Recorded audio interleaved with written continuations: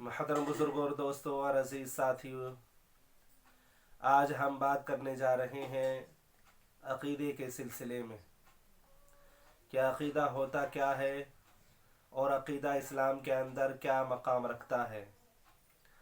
अक़ीदा एक ऐसी चीज़ है कि अगर बंदा इसे अपने पास रखे तो उसकी बख्शिश के चांस होते हैं, और कोई आदमी अक़ाइद ही को ना माने, किसी अक़ीदे को अपने पास ना रखे तो उसकी बख्शिश का कोई चांस नहीं है।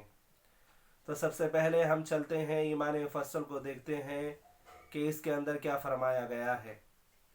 सबसे पहले हम पढ़ते हैं ईमान मुफस्सल के अंदर आमनतु बिल्लाही, कि उसके अंदर सबसे पहले फरमाया गया कि मैं ईमान लाया अल्लाह पर, व मलाइकतिही फ़रिश्तों पर, व कुतुबिही और उसकी किताबों पर, और रसूलिही और उसके रसूलों पर, वल यौमिल आखिरी आखिरत के दिन पर यानी क़यामत के दिन पर जिस दिन हिसाब किताब होगा, वल क़द्रि खैरिही व शर्रिही और अच्छी बुरी तकदीर पर, वल बाअस बादल मौत और दोबारा ज़िंदा उठाए जाने पर।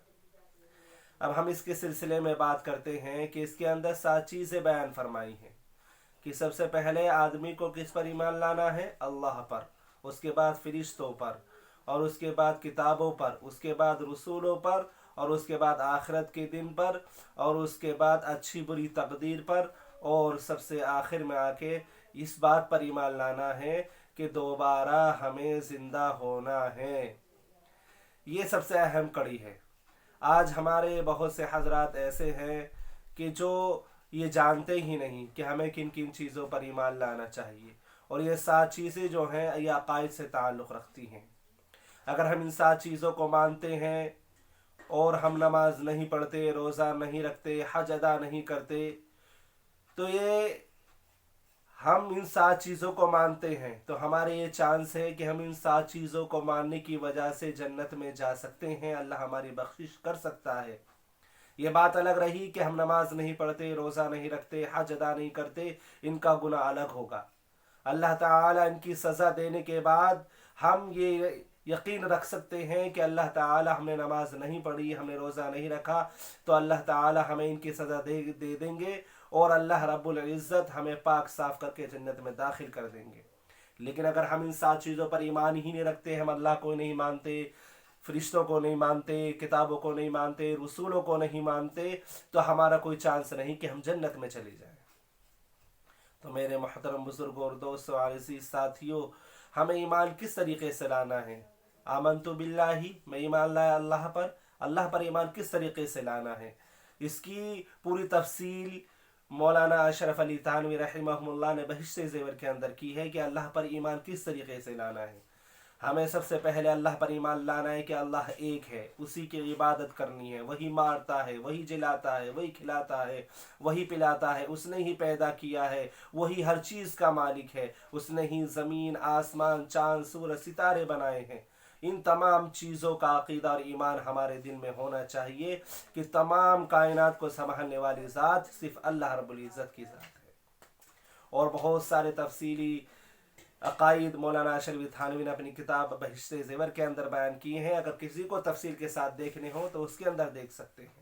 दूसरी बात, फ़रिश्तों पर ईमान कैसे लाना है।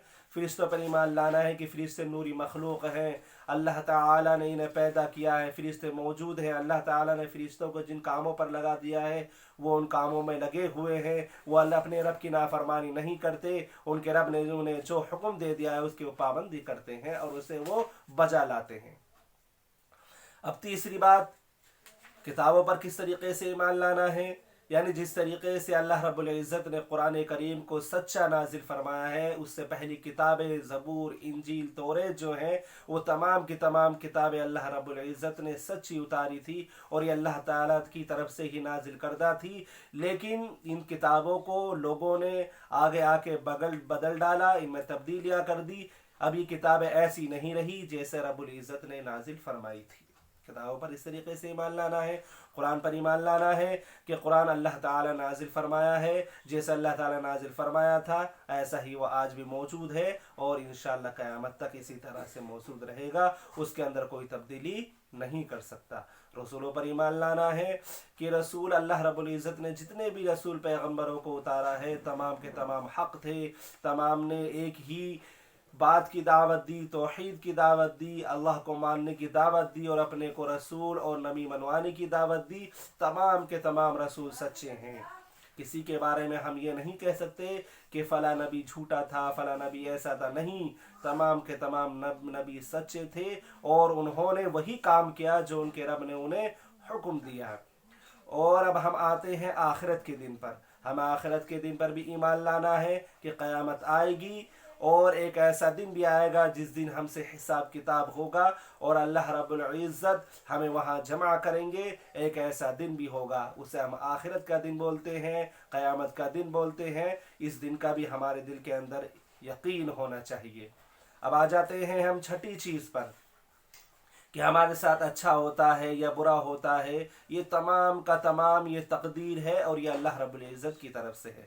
اللہ رب العزت نے ہمارے حق میں اگر اچھا لکھ دیا ہے تو ہمارے ساتھ اچھا ہوگا، اور اگر برا لکھ دیا ہے تو برا ہوگا۔ اس بات کا یقین بھی ہمیں رکھنا چاہیے۔ اور سب سے اہم بات ہے جس میں بہت سارے لوگ نہیں مانتے، بہت سارے لوگ کہتے ہیں کہ مرنے کے بعد تو زندگی ختم ہو جائے گی، مرنے کے بعد تو قصہ ہی ختم ہوگا۔ نہیں، مرنے کے بعد قصہ ختم نہیں ہوگا، مرنے کے بعد دوبارہ زندہ کیا جائے گا، اور دوبارہ زندہ کرنے کے بعد حساب کتاب ہوگا، اور آدمی حساب کتاب دے گا۔ تو ان 7 چیزوں کا یقین ہمیں رکھنا ہے، اسی کو ہم عقیدہ بولتے ہیں۔